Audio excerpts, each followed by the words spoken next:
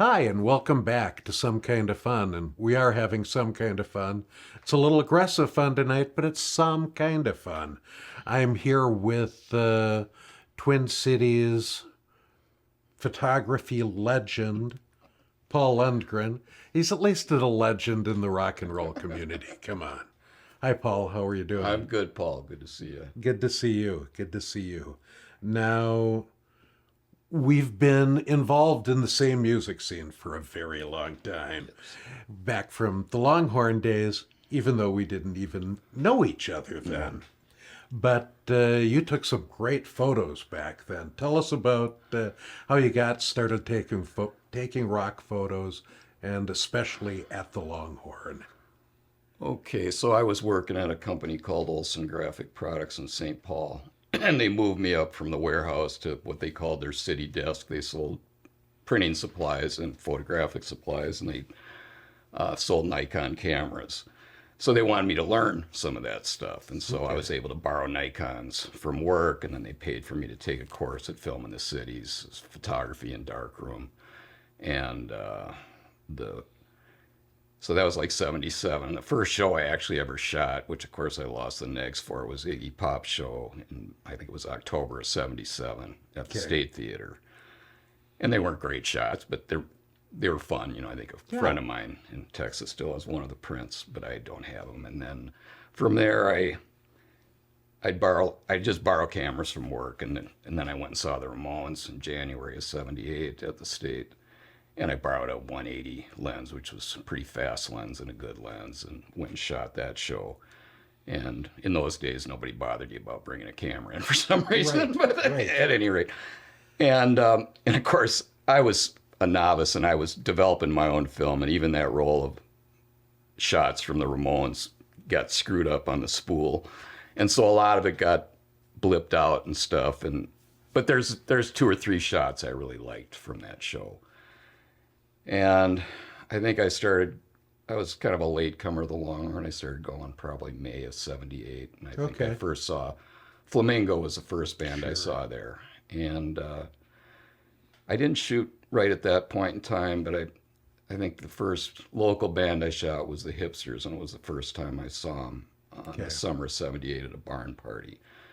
And I have one shot that is as iconic as anything I ever shot is one Okay. of Billy on stage and Ernie I- dropping down with his guitar, and it's stormy clouds behind him and stuff, and so that was fun. And then I think I shot Flamingo at the Longhorn a little while after that, Okay. and that's the one where I got the shot that's on Sin Collins' book of Right. Johnny With this. trying to kick the camera out of my hand, or whatever he was Whatever trying he to. was doing, whatever he was doing at that Yeah, point. and I remember that night because Annie Lafreniere, the late Annie Lafreniere, was running lights, and her and some of the roadies for Flamingo lived down the street on 36 and Grand from me. Okay. And I said, well, crank the lights up tonight because it was difficult to shoot photos in there. Sure. And she did, and I got that shot of Johnny and some other ones of Robert and everybody else, and it was a lot of fun. And then I shot some of the suburbs, and I shot a lot of my friend Kurt Nelson, who was in a number of bands, and he'd get Right. up on stage because I've known him over 50 years and stuff. So that's, and I didn't do a lot of it. I did it some, Okay. and then a few years later I stopped completely. Yeah. I shot some pictures of the Pistons. I didn't like them, and I went, "What am I doing this for?" It was just Sure. bad moment for me, and I just kind of stopped doing that stuff. So Yeah. So when did you get back into it again? so in 2011 or so, I guess I was a guy in need of a hobby, and I had all these old negatives and slides from the Sure. 70s and stuff, and so I picked up a scanner that I could scan negatives and slides on, and color negatives, etc. And started doing that just kind of for my own, Sure. real no intent of posting anything or doing anything, but just to do them and have them archived in some way, because I was never very good at keeping stuff organized. I mean, they were in bad shape. The negs and the slides, but and very disorganized. But I started doing that, and then I go, well, I'll post some of these photos, which is, I guess it was in 2011. I posted, Okay. I think the first band I posted was the Hipsters, and my friend Kurt was having a barn party with hipsters playing, and so he grabbed it and put it out there. And then I posted some of Flamingo, and I didn't know Johnny, Ray, or Sharon back then. I knew who they were. I'd see them around, see them at parties, and they friended me, and Robert and other people who saw the photos that I'd put out of these bands. And so I kind of connected back to people who were around that scene.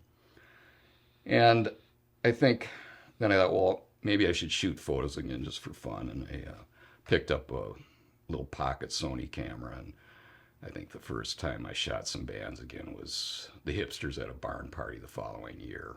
Okay. And from there, I just started getting back into it. It got me out of the house, got me to hear some good music. It was kind of fun bookending bands I'd shot in the 70s who were still playing. Sure. Now Flaming O's or the Suburbs or the Hipsters. And then I just kind of connected with people, and it's gotten to be a good thing for me to do. And then I know as far as like good things for me or things that happened, and you can edit this out, Mark, but anyway, I think the first time where I felt recognition for something, I'd done a bunch of Lou Reed that I'd shot in 78. Yeah, I was going to mention that I remember seeing and those. I uploaded them to their website figuring they'd just show up, or their Facebook page figuring they'd just show up there and people would see them, but that's not the case.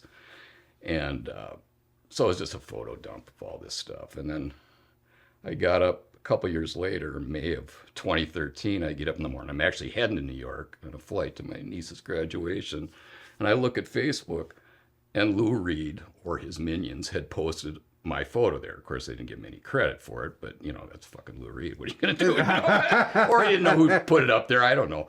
But it really, man, I was like over the moon on that because he called it The Connection. And I still save it in my Facebook. It's still out there, you know, so I can click on it and go to it and stuff. And more likes than I've ever gotten on anything, you know. So that was a cool moment. And then the second one was when my photo of Johnny got picked for Sin Collins' book was a big moment for me. Yeah. So I've just had a lot of fun doing it. You know, I like and going I think to. you had at least one photo in the First Avenue exhibition, correct? Yes, If I not did. more. One of Haley Grandma's McCallum, boyfriend right? of Hallie Bonner. Yeah. Yeah. And that was another moment. Yeah. I forgot. Thank you for reminding me. I forgot about that. But going over to that show and seeing my photo there and my name there and having my photo taken next to my photo was just a great moment for me. Yeah, very fun. Yeah. Very fun. And you and I kind of first crossed paths, I think, at one of the first Longhorn reunions, Yeah. the one at First Avenue that Mark Yeah. and Sharon put on. Yes. And then we started seeing each other at shows. Yeah. constantly. Run Westy Run, I recall. Yes, Particularly at the turf. yes. But yeah. And it's been funny because people, they know that you and I are at rock shows and that we're tangentially connected. Yeah. And so I'll have people write me and say, "Hey, I'd really like you to shoot my band coming up." And I'm like, "I think you're looking for Paul Lundgren. Paul Lundgren shoots great photographs. I shoot mediocre videos." So is there anything coming up you're really looking forward to? God. Since I was stumped on this question, I'm stumped on I that. It's figured kind had of to like I give it just to wing you. it, and I kind of decide the day of something. Unless somebody asks me to come and shoot something, it's Sure. more like, okay, yeah, let's go out tonight and shoot some photos. And Yeah. you know, I'm fortunate that there's, you know, I don't do First Avenue much because they have, a list of photographers who Sure. get asked to do it there. And but I like that there's places like the Hook or even the Driftwood or anywhere else where it's a smaller venue and I can get in there with my camera. Yeah, lots of the clubs Yeah. require photo passes now, don't they? Yeah, which is kind of, I get it from a standpoint of people walking around with a lot of equipment getting in people's way.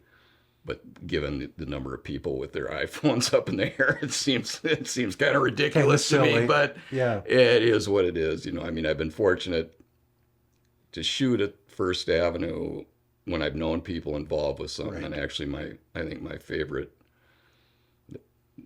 event there was the Rock for Pussy shows, and the ones that were so much fun to shoot because there were so many different musicians on Right. stage and all dressed to the nines for Bowie and stuff. And of course, I've been doing Curtis A's Lennon show for 6 or 7 years now. Right. Jenny and Curve got me in there, and the suburbs usually get me in to shoot their show Yeah. too. So I appreciate them all. Yeah, absolutely. Very good. Well, thank you so much for stopping by. You're an icon on our scene. We love seeing your photographs, and you're a good friend, and hopefully we'll see you at a show this week. Thanks, Paul. Thanks for right. having me on. You bet.